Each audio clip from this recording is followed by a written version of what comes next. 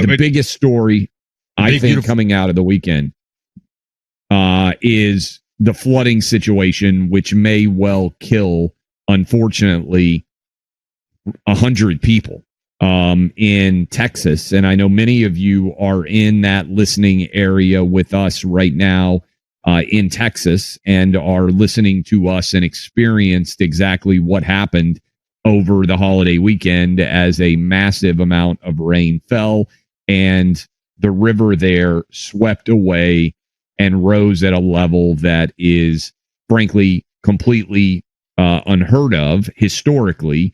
Occurs. It's one of these things where it happens 500-year, 1,000-year floods.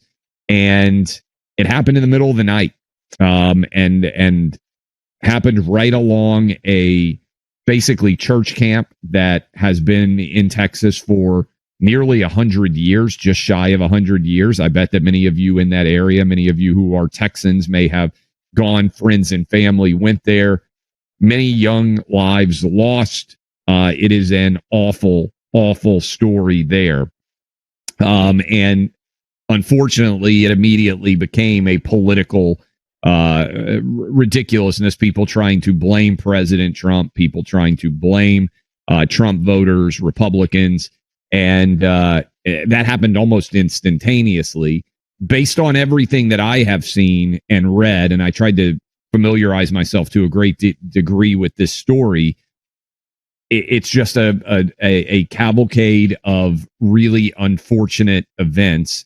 In particular, the fact that many of these alerts, which all went out, were going out in the middle of the night, and a lot of people were sleeping, and the water rose so quickly that before people were even aware that they were in danger, many people found themselves standing in water or even having their homes in the places where they were staying near the river underwater in a way that just happened overnight.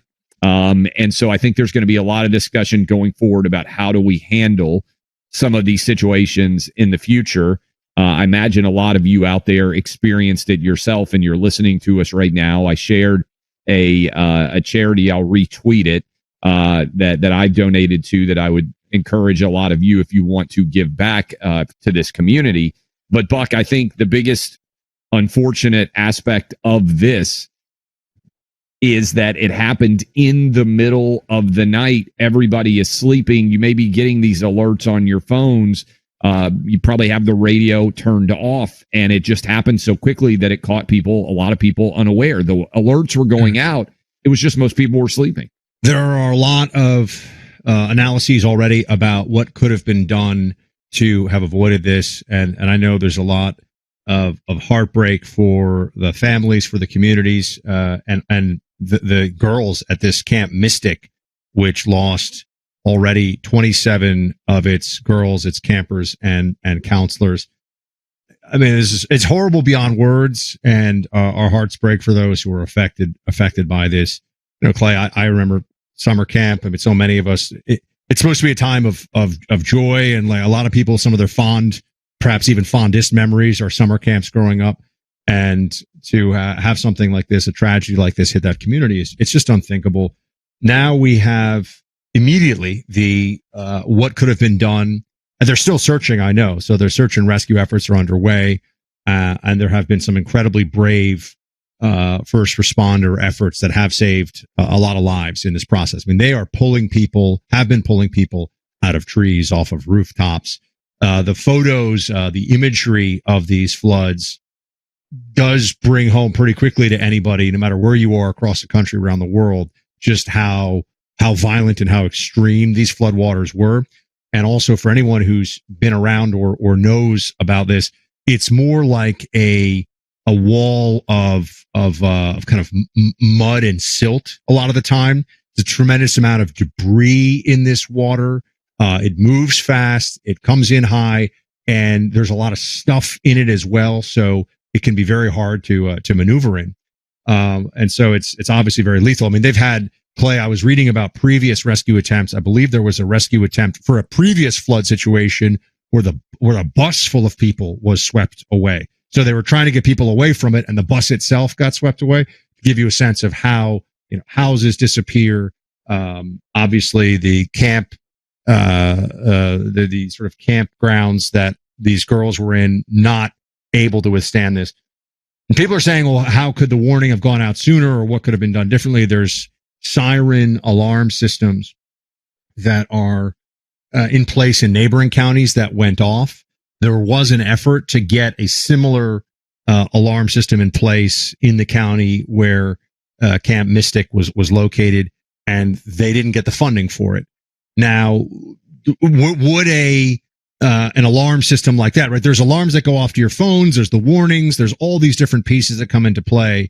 But having sirens effectively, like an air raid siren situation, would that have changed this at 4 a.m. in this county? That's going to be something that people look at, I think, very closely. But the timing of it could not have been worse in terms of the casualties that would come from the event, because people are the most likely to be asleep, the least likely to be communicating with each other in the area, and also the least able to handle moving. I mean, it's just the truth is, any human being, you wake them up at 4 o'clock in the morning, they're moving more lethargically, they're not thinking clearly. And now you think about little kids at 4 a.m. and it's a horrific situation. And I know that it's been a heartbreak for Texas and for the whole country. Yeah, I think what you hit on is something that's going to be talked about. I turn my phone off a lot at night just because I don't want to be woken up. And I do think that one of the things that they've tried to do with tornadoes, and tornadoes come through where I live and have hit my hometown of Nashville recently in a significant and deadly way. The tornado sirens are basically impossible to ignore. And we have situations where people don't get the notifications on their phones. Is there a flood-related siren that can be installed? Well, I don't know the answer to that, but I think that's the conversation that's going to happen going forward. Warning systems always have this. Look, I'm in Florida, the hurricane capital of America, right? I mean, and you have Floridians who you're not going to get them to move out of where, I know people who have been here now, they've obviously been alive for 50, 60, 70 years. They've been through a lot of hurricanes. You're not getting them to move no matter what the warning is, because they've been through. And look, we just had this in Florida actually recently where it was, this is the big one. It's going to hit Tampa. Tampa is going to be, and then sure enough, it actually hit hit my in-laws area, Western North Carolina, much harder than it did the Tampa area in terms of the damage and the casualties from it. So in this case, Clay, if you have a lot of alarms going off, a lot of warnings going off in a place that is used to flooding, what then is the threshold for, oh no, we've got to get to high ground right now, as opposed to the area that we're in is having another flood, right? That's where, you can sense there's going to be some difficulty here to figure out how this could be avoided. And then also people, I think even Congressman Roy, who a lot of this happened in his district, Chip Roy, saying in an interview, it's also a once in a century event. So it's very hard to prepare appropriately for what people call, in probability analysis, a black swan or a fat tail event, right? Fat tail is low probability, very high impact. Basically something that you don't think is going to happen, but if it does happen, it's really bad. Well, that is what the situation is with these floods. So there'll be analysis of this. And I don't know how much you want to even talk about. There are people who have come out and tried to politicize this right away, and it's gross, it's pathetic, and it's really just evidence of a political derangement. I think it's much more important for everybody to focus on the first responder efforts, the ongoing search and rescue efforts, and to really look at this honestly and see what could have been done to make sure that this won't happen again in the future. No doubt. And I think what you said too, sometimes we actually deliver in terms of, hey, there's a flood warning.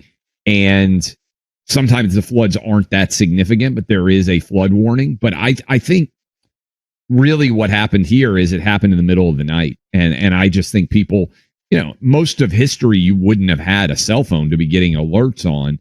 If there is a way to sit around and really contemplate this going forward when they are able to fully have done all the recovery and all those efforts, I do wonder whether one of the things that they added here after the devastating tornadoes we've had is the sirens.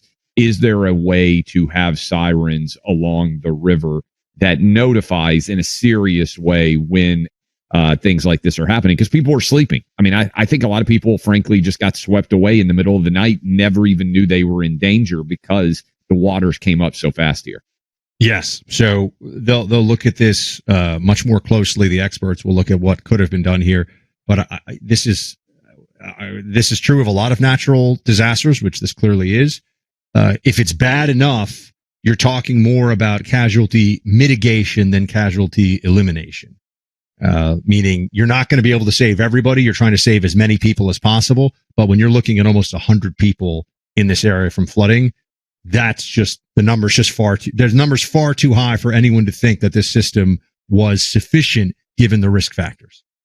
No doubt. Also, the holiday weekend probably increased the number of people, sadly, that were camping alongside of the banks and the river, as many people were doing to celebrate with their friends and family. So it really was the worst possible scenario with timing, with date, and everything else associated with it. But our thoughts and prayers, and we're going to, again, I'll retweet what I am told is a very good charity that is local in the area that I've supported. And if you're wanting to do something, you can join this as well.